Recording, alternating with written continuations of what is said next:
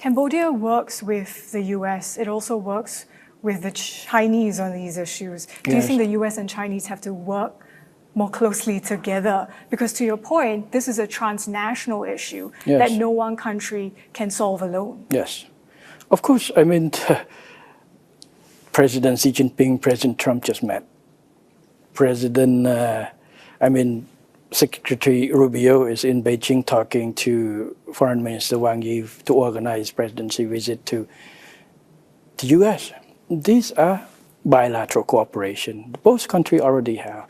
In international realm, yes, it's going to have to be a cooperation, multinational cooperation, including the US and China. We're going to host the international conference on online scam. There will be participation from China and the US FBI. I invite the delegation from FBI to join, and Director Kash Patel, he said that he's going to send a senior delegation come to visit. These are the cooperation to tackle common issues, go well beyond geopolitics. This is for the interest of all countries. Criminal network can attack countries that they don't have alignment with political. Anything they can exploit, they exploit. They can attack both US and China at the same time for the benefit of money from scam operation or drug operation.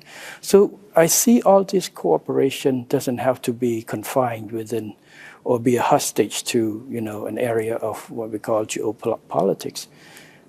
Sometimes it's too overblown when we focus on the negativities.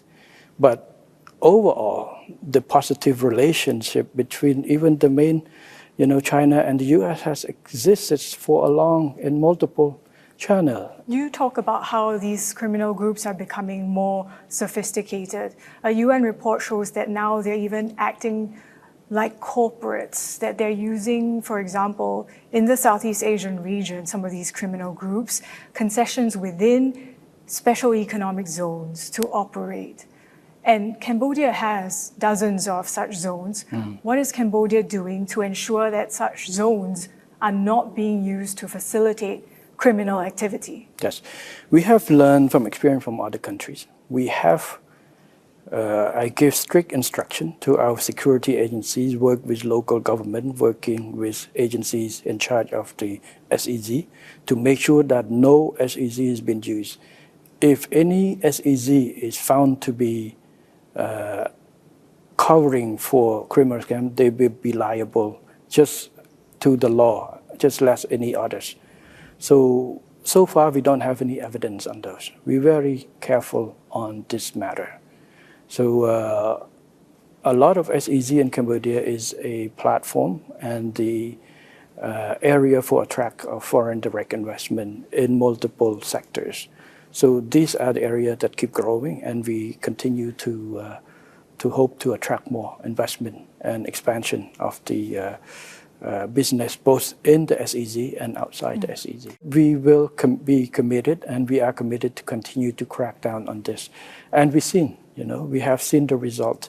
We will make Cambodia become an area that not easy or worth to stay for scam online. This is what our commitment, and we will continue to do so. Thailand has halted discussions on the border issues as Cambodia sought UN talks on the maritime dispute.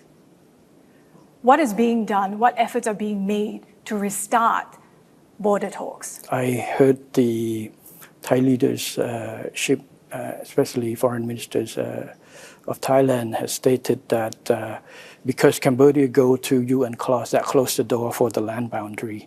This statement I like to say a little bit inaccurate and a little bit unfair, based on two reasons. One, the reason why we go to the UN clause compulsory reconciliation is because Thailand has decided to cancel the only existing bilateral agreement between Cambodia and Thailand on maritime, MOU 2001, which for 16 years, for 15 years, that both Cambodia and various Thai government, about 13, over 10 governments, have continued to try to work based on that, try to find solution.